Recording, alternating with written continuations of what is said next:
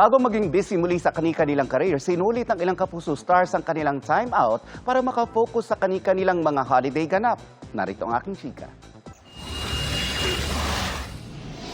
Enjoying the last stretch of the holidays ang ilang kapuso celebrities.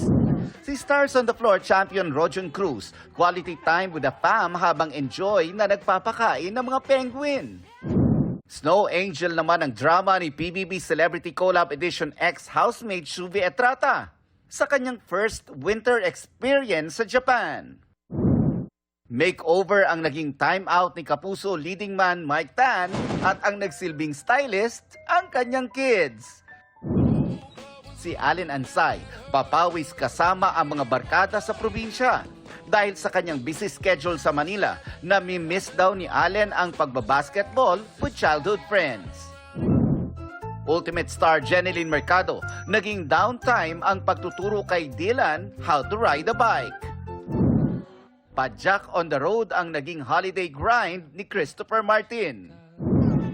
Taking things slow but colorful ang ganap ni House of Lies star Beauty Gonzalez. At restoring an old car ang naging kakaibang ganap ni Bubble Gang star Matt Lozano. Ikaw kapuso, ano ang ganap mo to end the holidays? Whatever it is, may it recharge you para fully motivated sa pagbabalik trabaho.